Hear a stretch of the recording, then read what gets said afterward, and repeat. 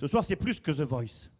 Des voix qui chantent à la gloire de Dieu, nous le voulons, nous le désirons, et je glorifie Dieu. Je vais être honnête avec vous comme moi, je préfère écouter quelqu'un qui chante bien que quelqu'un qui chante pas bien. Mais maintenant, ce soir, c'est plus qu'une soirée de cantiques. C'est plus que des gens qui chantent bien. Nous ne sommes pas dans un spectacle, bien qu'il y ait ce soir un estrade qui est là monté. Nous sommes ici réunis autour de la parole de Dieu, celle qui est vivante, celle qui est efficace, celle qui peut transformer vos vies. Vous savez, des spectacles ne transforment pas une vie. On peut assister au plus grand cabaret, aux plus grandes soirées, et puis on repartira avec notre misère, avec notre peine, avec notre vie qui est tellement médiocre, tellement fade. Mais si on s'approche de Dieu, si on lui permet par sa parole de toucher nos cœurs, de parler à nos cœurs, j'aimerais vous dire que cette soirée de ce soir pourra être pour beaucoup d'entre vous une soirée inoubliable. J'ai vu plusieurs personnes avec des téléphones filmer, peut-être pour dire, tu vois, j'y étais, pour se souvenir de cette soirée, une soirée inoubliable. Eh bien, je crois ce soir qu'il y a plus à enregistrer qu'une vidéo de quelqu'un qui chante. Il y a ce soir à amener avec vous dans vos cœurs, quand le chapiteau sera démonté, quand la convention sera terminée, il y a quelque chose de plus grand à amener avec vous. Il y a la bénédiction de Dieu, celle qui n'est suivie d'aucun chagrin. Et c'est ce que nous avons besoin ce soir, les uns et les autres. Gloire au Sauveur. Alors ne croyez pas ce qui n'est pas vrai. Je suis vraiment content du programme. Je suis vraiment content des cantiques qui ont été chantés, mais je crois que Dieu veut faire plus que des beaux cantiques et plus qu'une belle soirée, mais quelque chose de bon pour nos cœurs. Amen. Nous allons lire la Bible ensemble. La parole de Dieu. Je crois que le héros ce soir, c'est Jésus, et la Bible, c'est elle l'héroïne. C'est pas nous, c'est elle. On va lire ensemble dans Jérémie chapitre 18, verset 1er à verset 6. Pour ceux qui veulent lire avec moi la Bible, la parole de Dieu, et ceux qui n'ont pas la Bible, ouvrez grand votre cœur ce soir. Je me répète, il y a plus qu'une belle soirée, il y a plus qu'un beau cantique. Il y a cette parole de Dieu qui est vivante, qui est efficace, qui désire toucher vos cœurs ce soir, et puis vous faire partir de ce lieu avec quelque chose qui va durer. La parole fut adressée à Jérémie de la part de l'Éternel en ces mots. « Lève-toi, descends dans la maison du potier. Là, je te ferai entendre mes paroles. » Je descendis dans la maison du potier, et voici, il travaillait sur un tour. Le vase qu'il faisait ne réussit pas, comme il arrive à l'argile dans la main du potier. Il en refit un autre vase, tel qu'il le trouva bon de le faire. Et la parole de l'Éternel me fut adressée en ces mots.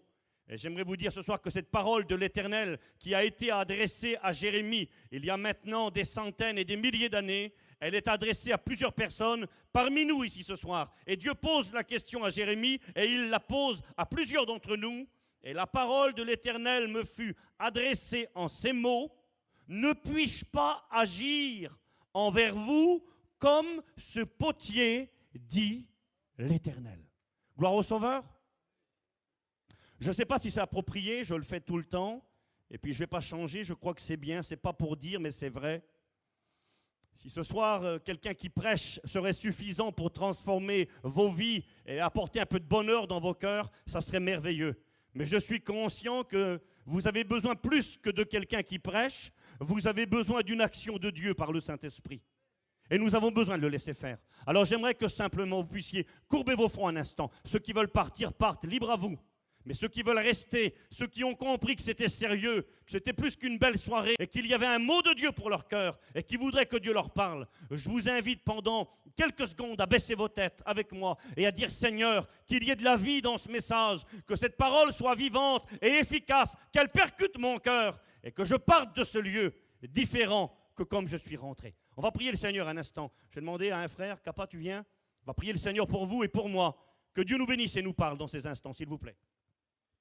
Notre Dieu, notre Père, nous voulons te louer et te rendre grâce dans cette soirée.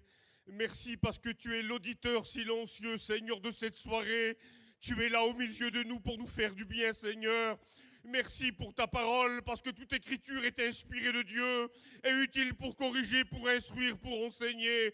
Seigneur, parle à nos cœurs. Seigneur, sers-toi de ton messager. Seigneur, bénis l'auditoire ce soir. Que le ciel s'ouvre sur nous. Dispose le cœur, Seigneur, à recevoir ta parole. Seigneur, bénis ton messager pour nous. À toi revient toute la gloire. À toi revient toute l'honneur. Nous glorifions ton nom de cette soirée ce soir. Merci Jésus. Bénis Steve pour nous, Seigneur. Amen. Alléluia, Jésus. Amen. Amen. À Dieu la gloire. Amen. Alléluia, gloire au Sauveur. Que Dieu soit glorifié. Je fais une lecture avec vous dans la Bible, et après quoi je vais vous parler d'un personnage dans l'Écriture qui, je crois, nous ressemble bien souvent. Vous savez, il est écrit dans la parole de Dieu que la Bible est un miroir. Jacques, le frère de Jésus, dira que la parole de Dieu est semblable à un miroir, mais que malheureusement, bien souvent, on regarde notre visage dans ce miroir et on oublie aussitôt ce que nous avons vu. Vous savez, un miroir, il a pour vocation première de refléter ce que nous sommes afin que nous puissions corriger ce qui ne va pas. Et je crois que ce soir, la parole de Dieu sera pour nous un miroir. Dans le livre des Actes des Apôtres, au chapitre 12, verset 12, il est écrit ceci. Après avoir réfléchi, Pierre se dirigea vers la maison de Marie, mère de Jean, surnommé Marc, où beaucoup de personnes étaient réunies et priaient. Il frappa à la porte du vestibule et une servante nommée Rhode s'approcha pour écouter. Elle reconnut la voix de Pierre et dans sa joie, au lieu d'ouvrir, elle courut annoncer que Pierre était devant la porte. Ils lui dirent « Tu es folle », mais elle affirma que la chose était ainsi. Et ils dirent « C'est son ange ». Cependant, Pierre continua à frapper. Ils ouvrirent et furent étonnés de le voir. Amen. Gloire au Sauveur. J'aimerais ce soir vous parler de ce personnage dont nous parle l'Écriture qui se nomme Jean, surnommé Marc. Jean, nous dit l'Écriture, est élevé dans une famille particulière. Dans le texte que nous avons lu, il est question de la famille et de la maison de ce jeune personnage. Il est écrit, après avoir réfléchi, il se dirigea vers la maison de Marie. Marie, c'est la mère de ce jeune homme dont nous allons parler ce soir, mère de Jean surnommé Marc, écoutez bien, où beaucoup de personnes étaient réunies et priaient. Il frappa à la porte du vestibule et une servante nommée Rhode s'approcha pour écouter. Qu'est-ce que nous apprennent ces deux versets que nous venons de lire? Ces deux versets nous apprennent que Jean a pour mère une femme qui s'appelle Marie, mais il est dit que dans la maison de Marie, il y avait beaucoup de personnes qui étaient réunies afin de prier dans la nuit. Pourquoi priait-il? Il priait parce que Pierre était en prison, l'apôtre Pierre. Jacques, l'apôtre, le fils de Zébédée, avait été exécuté. On l'avait mis à mort par l'épée. L'Église vivait dans la souffrance. Et voici que dans cette nuit terrible, l'Église était réunie dans la maison de Marie, la mère de Jean, surnommée Marc. Et il est écrit qu'il y avait là beaucoup de personnes. Ils étaient en train d'intercéder pour que Dieu se glorifie, pour que Dieu fasse grâce. Une réunion de prière particulière, une Église qui prie. Et là, il est écrit qu'au milieu de la nuit, Dieu va faire le miracle. Pierre va être délivré d'une manière surnaturelle par l'intervention d'un ange. Et là, il est écrit dans la Bible que Pierre pense, réfléchit, où vais-je aller? Et là, directement, il va vers la maison de Marie, à Jérusalem, dans la ville de Jérusalem. Et quand il vient à la porte, il frappe. Il est écrit qu'une servante, écoutez-moi bien, une servante va arriver. Elle s'appelle Rhode. Rhode signifie une rose. Elle est là, la servante, elle arrive, il est écrit dans un vestibule. Et pourquoi je vous dis ces choses? Je vous dis ces choses pour qu'ensemble on puisse comprendre quelque chose. Ce jeune homme, Jean, surnommé Marc, il est élevé dans une maison riche. Dans une maison où il y a un certain bien-être, un certain luxe, une abondance. Il est écrit que la maison dans laquelle il était, il y a beaucoup de gens. Donc une grande maison. J'aimerais vous dire qu'à Jérusalem, les maisons de l'époque étaient généralement des petites maisons. Les gens qui possédaient des grandes maisons étaient des gens aisés, des gens riches. Il est écrit que dans cette maison, il y avait un vestibule. Un vestibule était un hall d'entrée, était une porte que l'on trouvait dans les grandes maisons. La Bible nous dit que Caïphe, sacrificateur, possédait une grande maison devant laquelle se trouvait également un vestibule. Jean est élevé dans une maison où il y a de l'abondance, une grande maison, une belle maison. Il y a même des servantes dans cette maison. Il est écrit que la servante Rhode va venir ouvrir. Je vous dis ceci pour que vous réalisiez ce soir que ce jeune homme, Jean surnommé Marc, il est élevé dans une famille où il y a du bien-être, où il y a de l'abondance, une belle maison, pas n'importe où. Il n'est pas de Capernaum, il n'est pas de Nazareth, il est de Jérusalem. Et Jérusalem, c'est la capitale d'Israël, c'est la grande ville. C'est comme si aujourd'hui on parlerait pour la France de Paris. C'est la ville où il y a beaucoup de monde. C'est la ville où il y a les principales attractions. Et puis Jean vit dans cette grande ville, dans la capitale d'Israël. Il vit dans une grande maison. Il est avec sa mère. Il a une servante pour le servir. Et ce garçon est habitué à un certain bien-être. Il est habitué à une certaine abondance. Dans ce texte de l'Écriture, son père n'est pas mentionné. Ceci est assez exceptionnel. Normalement, il aurait dû être question de son père. On aurait dû lire, en lisant le texte de l'Écriture, Pierre se dirigea vers la maison d'un tel et avoir le nom du père. Et puis les interprètes, en général, donnent comme explication que Marc, Jean surnommé Marc, n'avait plus de père. Et c'est pour ça qu'il est mis en lumière la réalité que sa mère va être là. Son père n'est pas mentionné parce que l'on pense que son père était décédé. Je vous dis ceci pour que vous compreniez que ces histoires de la Bible, eh bien, ce sont des personnages comme vous et comme moi, des gens qui connaissent la vraie vie, avec des joies, avec des rires, mais aussi avec des peines, avec des incompréhensions, avec des vraies souffrances. Vous savez, la vie fait de cadeau à personne. On peut avoir 13 ans, 15 ans et avoir connu des grandes souffrances. Le garçon qui a témoigné tout à l'heure, Esaïe, c'est mon cousin Germain. Et puis à l'âge de 13 ans, il était orphelin. Son père mourait dans un accident terrible. Et cette famille était livrée à elle-même, ma tante dans la dépression, mes petits cousins tout seuls. Et puis c'était beaucoup de misère qui était leur partage.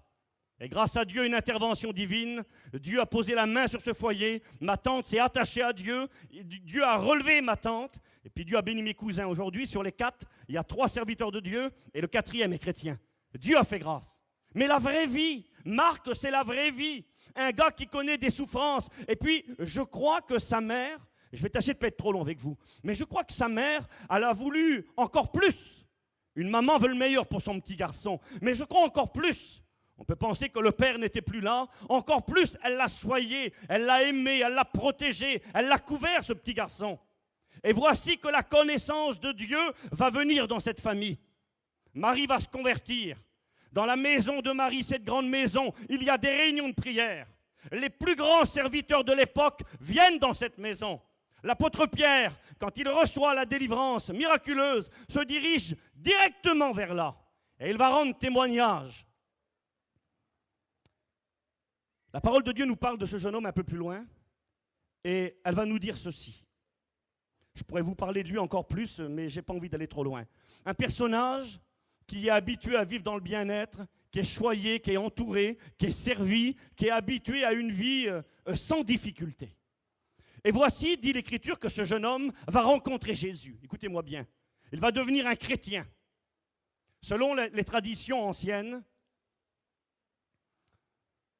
Marc va, dans son livre, parce que Marc va écrire un évangile, l'évangile de Marc que nous connaissons, et dans son évangile, Marc va relater un fait que, écoutez-moi bien, qu'aucun évangéliste ne relate. Vous n'allez pas le trouver dans l'évangile de Matthieu, ni dans l'évangile de Luc, ni dans l'évangile de Jean. Marc va relater un fait particulier, celui dont je vais vous parler maintenant, dans Marc 14, versets 51 et 52. Il est écrit ceci. Un jeune homme suivait le Seigneur Jésus, n'ayant sur le corps qu'un drap. On se saisit de lui, mais, écoutez bien, il lâcha son vêtement et il se sauva complètement dévêtu. Et selon les experts d'écriture, les pères de l'Église enseignent que ce jeune homme dont parle Marc et qu'aucun des évangélistes n'a mentionné, ce fait a lieu au moment où Jésus est arrêté à Gethsémanée. Ils sont là dans le jardin, la cohorte de soldats arrive, 600 soldats avec des épées, des bâtons, des flambeaux. Ils viennent pour arrêter Jésus. Il est écrit que Pierre essaye d'intervenir. Il prend une épée, il frappe un serviteur à la tête. Et puis c'est la panique générale. Et la Bible nous enseigne que tous les disciples s'enfuient. Et Marc lui donne cette note supplémentaire. Il dit, il y avait là un jeune homme qui ne portait sur lui qu'un drap. Et il est écrit ceci, nous l'avons lu. Lorsqu'on se saisit de lui, il lâcha son vêtement et se sauva complètement dévêtu. La tradition nous relate que ce jeune homme qui s'est sauvé ce jour-là était Marc. Il semblerait que Marc était là quand Jésus a été arrêté à Gethsémanée. Il a vu l'arrestation du Sauveur, il a vu les soldats arriver. Et il est écrit, selon le texte biblique, ce jeune homme, de toute façon, même si ce n'est pas lui, nous allons le voir dans la suite du message, ce jeune homme correspond complètement au personnage de Marc. Il va voir Jésus arrêté, il panique, c'est un disciple, il est avec le Seigneur. Et voici que les ennemis arrivent, ils se saisissent de lui, et lui, dans sa panique, il se sauve. Il abandonne Jésus, il a peur, il est terrorisé. Certainement qu'on aurait fait comme lui. Il s'en va, il se sauve, mais le texte précise, son vêtement demeure dans les mains des soldats qui étaient venus pour arrêter Jésus, et lui, il se sauve complètement dévêtu. Je crois que cela a été mis, et que Marc a voulu que cela soit mis dans son livre, pour nous faire comprendre quelle honte, écoutez-moi bien, quelle honte a dû avoir ce jeune homme. La honte non seulement d'être dévêtu, mais la honte également d'avoir abandonné Jésus. Lorsqu'il est parti en courant, voulant sauver sa vie, il abandonne Jésus, il tourne le dos à Jésus. Et là, en fuyant, peut-être est-il retourné chez sa mère là-bas, dans la belle maison où il y avait une servante. Quand il arrive chez lui complètement dévêtu, que t'est-il arrivé ? Que m'est-il arrivé ? Eh bien, lorsqu'on est venu pour arrêter Jésus, j'ai eu peur, j'ai pas eu le courage, j'ai pas eu la force, j'ai abandonné Jésus. Et je suis parti. Et le fait qu'il soit dévêtu révèle la réalité de ce personnage qui était couvert de honte à ce moment-là, de remords et de regrets. Écoutez, je vous pose une question en toute vérité ce soir. Et je parlerai en particulier peut-être aux jeunes qui ont fait une expérience avec Dieu, aux jeunes chrétiens, aux jeunes peut-être qui ne sont pas encore baptisés, mais qui ont un jour expérimenté les choses de Dieu, qui ont pris des décisions, qui ont levé leurs mains dans des réunions, qui ont fait une expérience avec Dieu, qui ont été touchés et qui ont dit « Seigneur, je vais te suivre maintenant. Seigneur, je vais t'aimer. Seigneur, je vais être un chrétien. Seigneur, je vais marcher pour toi. » Mais, on est ensemble quelques minutes, mais la difficulté est arrivée. Vous savez ce que j'ai sur mon cœur pour vous ce soir, en particulier pour les jeunes, mais pour tout le monde? C'est que parfois, mes amis, on est trompés par un faux évangile. On vient dans ces réunions où on nous présente l'évangile à l'eau de rose, où on nous dit qui c'est qui veut être chrétien, qui c'est qui veut le bonheur, qui c'est qui veut la paix, qui c'est qui veut la joie, qui c'est qui veut une vie réussie, un bon mariage, un bon foyer, qui c'est qui veut une belle avenir, qui lève sa main, Jésus va te bénir. Puis Zinda, les petits jeunes, et puis même les plus vieux, ils lèvent leurs mains, eux. Moi, qui c'est qui veut pas le bonheur? Qui c'est qui ne veut pas être heureux? Qui c'est qui ne veut pas une réussite matérielle? Qui c'est qui ne veut pas aller au ciel? Alors tout le monde lève la main. Et puis on compte. Dieu t'a vu, Dieu t'a vu, Dieu t'a vu, Dieu t'a vu. Et puis il y a 50 mains qui sont levées. On fait des baptêmes, on fait une belle fête, on fait des beaux gâteaux. Et on dit gloire à Dieu. La mission est terminée, on a fait 50 baptêmes. Des jeunes se sont engagés, des plus vieux se sont engagés. Mais dans quoi se sont-ils engagés? Ils se sont engagés dans un faux évangile. On leur a laissé croire que tout irait bien, que tout serait rose, que tout serait facile, que tout allait s'arranger. C'est pas ce que Jésus a dit. Jésus a dit, celui qui veut me suivre, qu'il renonce à lui-même, qu'il se charge de sa croix. Et vous savez, c'est quoi quelqu'un qui se charge de sa croix? Quelqu'un qui se charge de sa croix, c'est un condamné à mort. Un condamné à mort. Quelqu'un qui se charge de sa croix, il ne fait plus ce qu'il veut. Jésus va dire un jour à l'apôtre Pierre, écoute Pierre, quand tu seras vieux, il voulait suivre Jésus, écoute, il dit quand tu seras vieux, un autre te mènera là où tu ne voudras pas aller. Et il est écrit, par ces mots, Jésus indiquait de quel moyen et par quelle mort Pierre glorifierait le Seigneur. Un autre te mènera là où tu ne veux pas aller. Et il annonçait par là que Pierre glorifierait le Seigneur quand il serait vieux, par une mort en martyr sur une croix crucifiée. Un crucifié ne va pas où il veut. Un crucifié ne fait pas ce qu'il veut. Quelqu'un qui porte sa croix ne va pas où il veut. Et puis quand on a compris cela, on a compris plein de choses. Mais on a trompé parfois. Bon, volontairement ou pas, je ne pense pas que c'est volontaire. Et puis c'est vrai, ne me faites pas dire ce que je n'ai pas dit. En Christ, il y a du bonheur, c'est vrai. La joie du salut. Quand on le rencontre, cette joie à vos chairs. Quand on le rencontre, l'amour de Dieu qui est déversé dans nos cœurs par le Saint-Esprit, ça vaut cher. La paix de Dieu qui surpasse toute intelligence, ça existe et c'est vrai. Mais un chrétien, mes amis, et j'aimerais le dire aux jeunes ce soir, certains vont dire il est complètement fou, il va tuer la jeunesse. Je ne veux pas vous tuer les jeunes, je dois vous dire la vérité. Un jeune chrétien, ça pleure. Un jeune chrétien, ça a des questions sans réponse. Un jeune chrétien, ça a des nuits blanches. Un jeune chrétien, ça a des combats. Un jeune chrétien, ça doit dire non. Un jeune chrétien doit renoncer. Un jeune chrétien doit prendre position. Et ça, c'est pas facile. Quand tu as tous tes copains qui font autrement, quand les autres font autrement, et que toi, tu ne dois pas faire comme les autres, parce que tu es un chrétien, parce que tu portes ta croix, parce que Jésus a dit, vous aurez des tribulations. Mais prenez courage, j'ai vaincu le monde. On doit vous le dire ce soir. Et Marc, il semblerait qu'il n'a pas compris ça. Il aime le Seigneur, et puis il voit la gloire de Dieu. Et là, si c'est lui, mais on va voir ensuite, si c'est lui à Gethsémanée, quand Jésus est là en train de prier, le jardin c'est beau, ils sont à Jérusalem, la fête de Pâques, le lendemain, ça va être terrible. Mais quand Jésus est arrêté, quand Jésus va être attaché, amené pour être battu, crucifié, eh bien Marc ne veut pas suivre. Et il s'en va. Et là, il est écrit ceci dans les Actes des Apôtres, toujours, et je vais faire vite, ça fait 15 minutes que je prêche, je vous promets, je vais essayer d'aller le plus vite possible. Il est écrit ceci dans les Actes des Apôtres, chapitre 12, verset 25, j'aimerais lire pour vous la parole de Dieu. Barnabas et Saul, après s'être acquittés de leur message, s'en retournèrent de Jérusalem, emmenant avec eux Jean, surnommé Marc. Là, il est question d'un fait dans la vie de Marc. Il est plus chez sa maman, où tout est bien, où tout est rose, où tout est facile. Voici qu'il est devenu un disciple, un chrétien. Il est engagé et il va accompagner deux géants de la foi. Il va accompagner Paul et Barnabas dans l'œuvre missionnaire.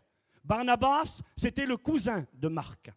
C'était un serviteur de Dieu, un apôtre. Et puis, vite, Paul et Barnabas se décident d'aller dans une église où il y a un grand réveil, la ville d'Antioche. Et ils prennent avec lui le jeune homme. Et là, il les suit. Et il arrive dans la ville d'Antioche. Et c'est terrible. Il y a une grande église, il y a plein de monde. Il y a des serviteurs de Dieu. La Bible déclare qu'il y a des prophètes, qu'il y a des docteurs dans cette église. Il y a un grand réveil, une grande effervescence. Et puis Marc, il est émerveillé.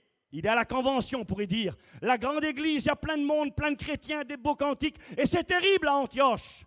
Et voici que pendant que les serviteurs de Dieu sont en train de prier, le Saint-Esprit va parler.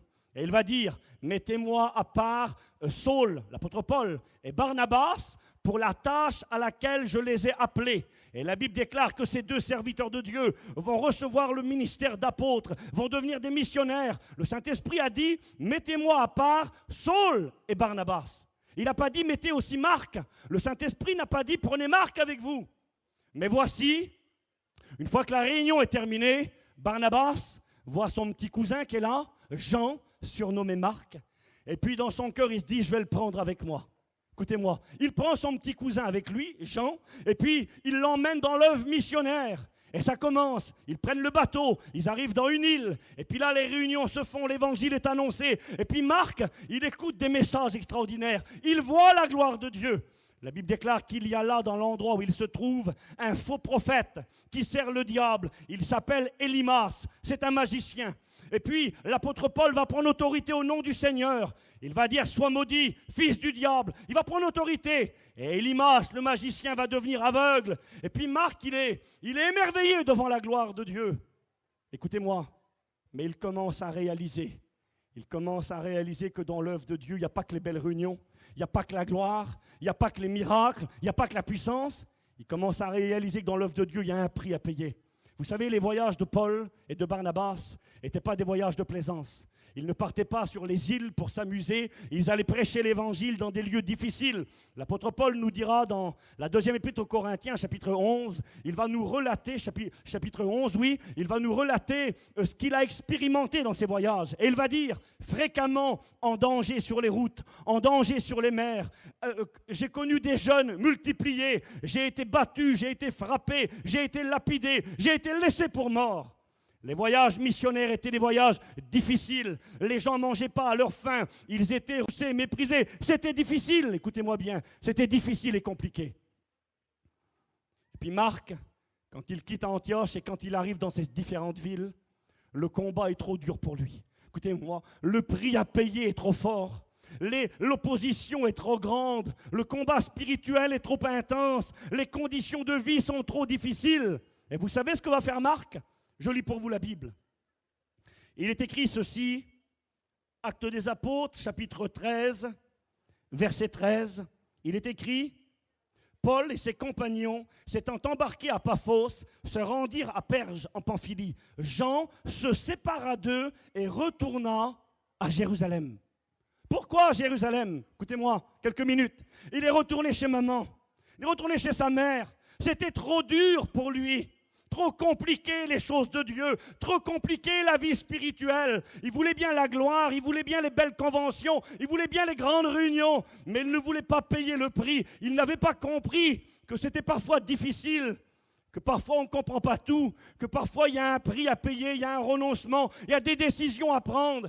Et quand il voit que c'est trop compliqué, il est écrit que le jeune Marc, le jeune Jean, va faire demi-tour, il va abandonner. Il est écrit dans la Bible que pourtant, Paul et Barnabas avaient besoin de lui. Il est écrit qu'il était pour eux une aide, un soutien, un encouragement. Mais ce petit jeune va faire demi-tour et il retourne chez maman. Écoutez-moi bien. Il ne veut pas payer le prix. Il ne veut pas souffrir. Il ne veut pas aller plus loin avec Dieu. Et il retourne chez lui.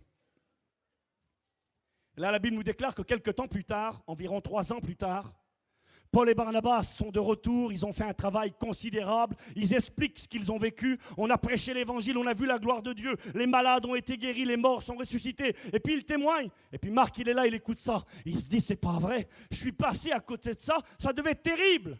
Et là, la Bible nous enseigne que Paul et Barnabas vont repartir pour leur deuxième voyage missionnaire. Ils repartent ensemble pour prêcher et travailler dans l'œuvre de Dieu, et là, il est écrit ceci. Acte 15, verset 37, Barnabas voulait emmener aussi Jean avec lui. 2-3 années sont écoulées et puis Barnabas repart et il se dit, je vais prendre mon petit cousin avec moi. Et il le propose à Paul. Il dit, Paul, on prend le petit avec nous? Et Paul, il dit, pas question. On ne prend pas le petit avec nous. On ne peut pas compter sur lui. Ce n'est pas quelqu'un de sûr. C'est quelqu'un qui est irrésolu. Il n'est pas stable, il n'est pas ferme. On ne peut pas le prendre. Et il est écrit qu'à cause de Marc, de Jean surnommé Marc, il va y avoir un conflit entre ces deux serviteurs de Dieu. Ils vont discuter très fort, ils vont s'embrouiller, et il est écrit que la discussion va être tellement vive qu'ils vont se séparer. Le jeune Jean, surnommé Marc, va être la cause d'une séparation dans les deux, pratiquement les deux plus grands ministères des actes des apôtres, à cause de lui. Imaginez un petit peu le dégât que peut faire quelqu'un qui manque de fermeté en Dieu, quelqu'un qui n'est pas stable, quelqu'un qui n'a pas compris que pour être un chrétien, il faut s'armer de cette pensée qu'un chrétien, ça peut souffrir. Et lui ne voulait pas de cette pensée-là. Alors il est écrit qu'il va y avoir une séparation entre Paul et Barnabas. On n'écoutera plus jamais parler de Barnabas dans le livre des actes des apôtres. Mais écoutez-moi, 2 minutes et je vais finir. Mais ce qui est beau dans cette histoire de la parole de Dieu, je vois un jeune homme, moi, qui est irrésolu. Je vois un jeune homme qui n'a pas de stabilité. Vous savez à qui il me fait penser? Il me fait penser à cette parabole de Jésus. Matthieu 13, verset 20. Celui qui a reçu la semence dans les endroits pierreux, et il y en a peut-être parmi nous ce soir, et certainement qu'il y en a, c'est celui qui entend la parole et la reçoit aussitôt avec joie. Mais, verset 21, il n'a pas de racine en lui-même, il manque de persistance. Et dès que survient une tribulation ou une persécution à cause de la parole, il y trouve une occasion de chute. Dès qu'il y a un prix à payer, il est content, il aime Dieu, il est enthousiaste. Dès qu'il y a un prix à payer, il baisse les bras, il abandonne. Et je crois que ce soit parmi nous. C'est propre à beaucoup de jeunes garçons et de jeunes filles qui ont pris des décisions, qui ont donné leur cœur à Dieu. Certains même sont passés par les eaux du baptême. Et puis c'était bouillant, et c'était bon, et c'était vrai. Et puis quand il a fallu payer le prix, quand quelques jours se sont écoulés, ils ont baissé les bras, ils ont abandonné. Et je crois qu'il y en a comme ça parmi nous ce soir. Ils sont à la convention, mais en réalité, ce n'est pas terrible.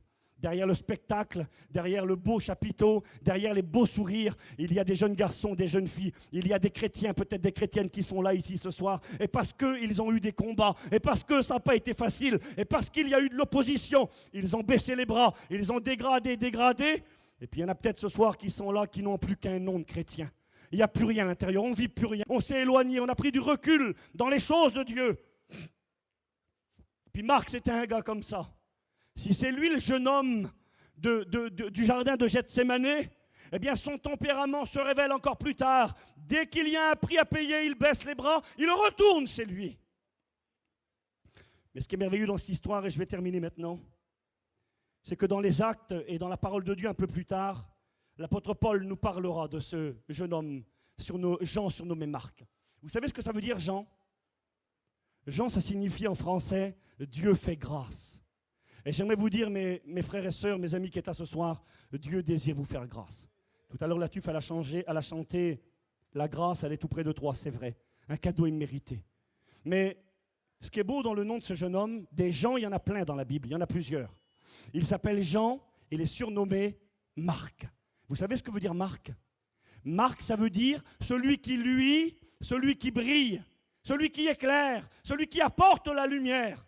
Et c'est extraordinaire parce que c'est ce qu'on va trouver dans la vie de cet homme. Il est écrit ceci dans le livre de Philémon, chapitre 1er, verset 24. Paul dira, Marc, Aristarque, Démas et Luc, mes compagnons d'œuvre, vous saluent. Il dira dans 2 Timothée, chapitre 4, verset 11, prends Marc, amène-le avec toi, car il m'est utile pour le ministère. Et il semblerait, mes amis, écoutez-moi quelques minutes, je vais finir tout de suite. Il semblerait que du temps s'est écoulé, du temps a passé. Paul avait vu qu'il ne pouvait pas compter sur ce jeune homme, qu'il était instable, qu'il était faible, qu'il n'était pas capable de combattre dans les choses de Dieu.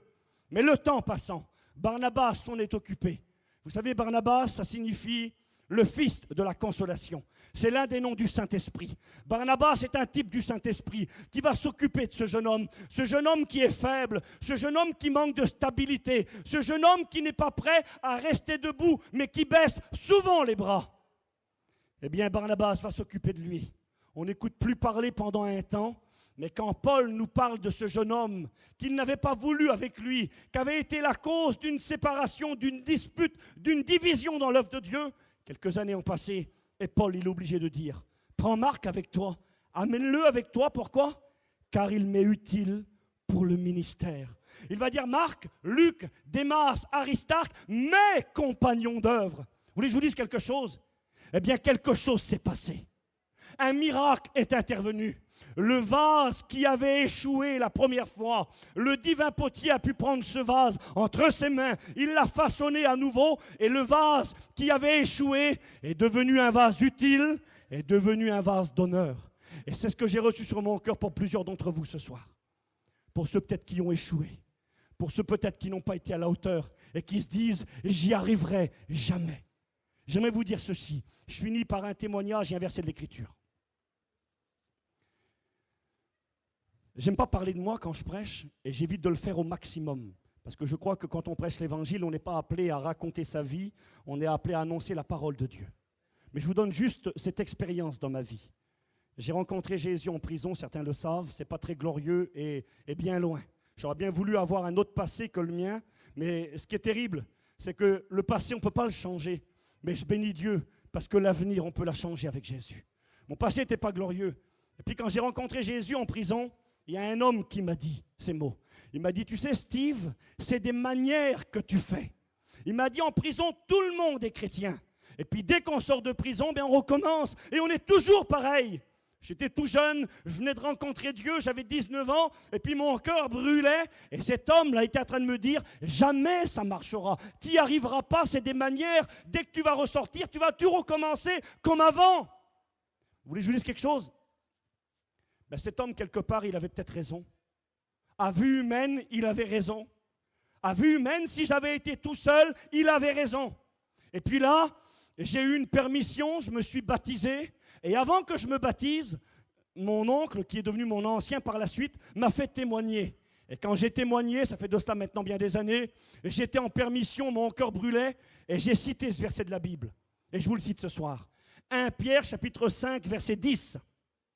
Le Dieu de toute grâce, qui vous a appelé en Jésus-Christ à sa gloire éternelle, écoutez bien, après que vous aurez souffert un peu de temps, vous perfectionnera lui-même, il vous affermira, il vous fortifiera, il vous rendra inébranlable.